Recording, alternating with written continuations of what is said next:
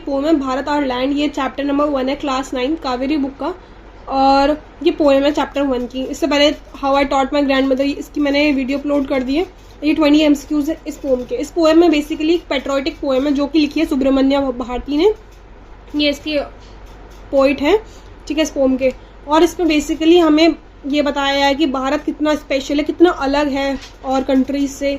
यहाँ पे गंगा रिवर की बात करी गई, उपनिषद की, बुद्धा की टीचिंग्स की बात करी गई है, यहाँ के सोल्जर्स के बारे में। बेसिकली इंडिया को एक बहुत अच्छा बताया गया, इस कंट्री को बहुत अच्छा बताया गया है, जो कि वो रियल में अच्छी है। इंडिया ऐसा नहीं कहेंगे कि नहीं है, बहुत बढ़िया है। तो क्वेश्चंस के थ्रू मैं समझाती रहूँगी, ठीक है, पोम को। Who wrote the poem Bharat our land, किसने लिखी थी? रविन्द्रनाथ टैगोर या सुब्रमण्य भारती? सुब्रमण्य भारती ने। In which book does the poem Bharat our land appear, कौन सी बुक में? बिहाइव में है या कावेरी बुक में? Kaveri book. What does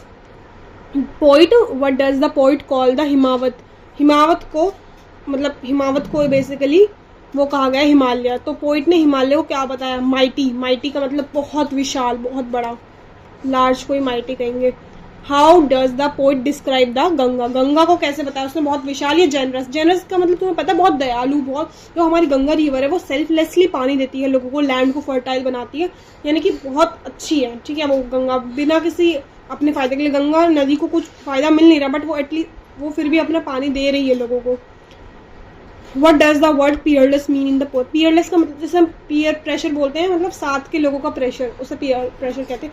peerless मतलब साथ का कोई तुम्हारे, तो without equal, इसका मतलब ये है। What does the word peerless mean in the poem? Without equal मतलब बराबर नहीं है। हम इंडिया को और कंट्रीज के बराबर नहीं मान सकते, वो बहुत ऊपर है, ठीक है। What are described as sacred in the poem, इस पोएम में बहुत पवित्र तरीके से क्या गया? उपनिषद को या हिमालय उपनिषद को कहा गया है। What kind of warriors does the poet mention, poet ने कैसे वॉरियर्स को मेंशन करा गया है? एंशिएंट या गैलेंट? गैलेंट का मतलब ब्रेव होता है, तो ब्रेव, ठीक है। What have sages done to India according to the poem, sages यानी कि ऋषि मुनि, उन्होंने क्या करा इंडिया के लिए अकॉर्डिंग टू पोएम? सैंटिफाइड या glorified? Sanctified. Question number 9. What type of music does the poet say has been heard in India? India में कैसा म्यूजिक सुनाई देता है? एंशिएंट या डिवाइनेस्ट? डिवाइनेस्ट मतलब डिवाइन का मतलब बहुत पवित्र कह सकते हैं हम। Question number 10. What does hoary antiquity refer to in this poem? इसमें हॉरी एंटिक्विटी का मतलब क्या है? एक्सट्रीम ओल्डनेस या नेचुरल ब्यूटी? नेचुरल ब्यूटी, ठीक है। Who preached his dharma in the India according to, dharma किसने किया? बुद्धा, अशोका? अशोका ने, सॉरी बुद्धा ने, नॉट अशोका। बुद्धा पे मैंने टिक बुद्धा पे लगा रही हूँ, बोल अशोक कर रही हूँ, ठीक है। हम 12 क्वेश्चन देखते हैं। 12. What is India metaphorically describe in the poem, India को क्या डिस्क्राइब करा? सनी गोल्डन लैंड या sacred holy land? Sunny golden land. Question number 13. What is the refrain of the poem, इस पोएम का रिफ्रेन क्या है? The mighty Himavat is ours, she is peerless, let praise her. Conclusion कह सकते हैं, ये है इसका बी ऑप्शन करेक्ट है। जो हमारे कंट्री है इंडिया, वो पीयरलेस है, लेट प्रेज हर, वो किसी की बराबरी नहीं कर सकते हम इंडिया को किसी से, तो उसको प्रेज करो, बेसिकली ये कहा गया है। What type of poem is Bharat our land, या बैलेड है या odd?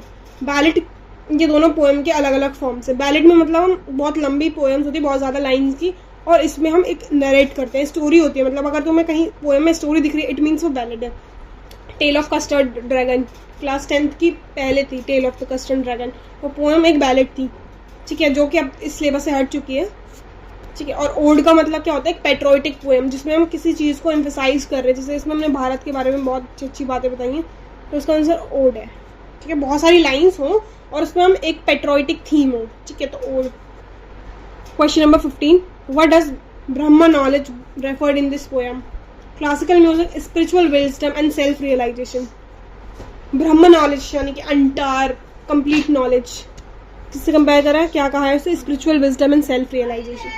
Question number 16, literary device which other river can match her grace, कौन सी दूसरी रिवर गंगा की ग्रेस को मैच कर सकती है, इसमें कौन सी लिटररी डिवाइस, अलिटरेशन बिल्कुल नहीं। रेटोरिकल क्वेश्चन, ये क्वेश्चन पूछा गया तो सो अगर तुम्हें रेटोरिकल का मतलब नहीं पता तो फिर भी समझ जाओ क्वेश्चन पूछा गया है, अलिटरेशन तो नहीं है। तो 17 क्वेश्चन देखते हैं। What does Himavant symbolise in the poem, Himavant यानी कि हिमालय क्या सिंबलाइज कर रहा है, purity and generosity, no, strength and permanence, yes, इसका बी ऑप्शन करेक्ट है। What does Ganga symbolises in the poem, Ganga क्या सिंबलाइज कर रही है इस पोएम में, purity and generosity, ancient wisdom, purity and generosity, ancient wisdom तो हमारे उपनिषद हैं वो बता रहे हैं। Question number 19, what is the tone of this poem, इस पोएम की टोन कैसी है, sad and mournful, patriotic and celebratory, patriotic है, बेसिकली पेट्रोटिक पोएम है जो सुब्रमण्य भारती ने लिखी गई है। 20 question, what does the repeated use of इस arts create in the poem, जो इस आर्ट्स का मतलब है वो क्या चीज़ बता रहा है, sense of sadness, sense of pride and belonging is arts, India को बेसिकली बताया गया अपना लेट्स प्रेजर ये कहा गया, तो sense of pride and belonging, Bharat हमारा है और हमें इसके लिए शुक्रगुजार होना चाहिए बेसिकली, ठीक है। बाय, इस वीडियो में इतना ही, बहुत शॉर्ट वीडियो क्योंकि इसमें क्वेश्चंस बहुत कम ही है। ओके बाय, मिलते हैं नेक्स्ट वीडियो में।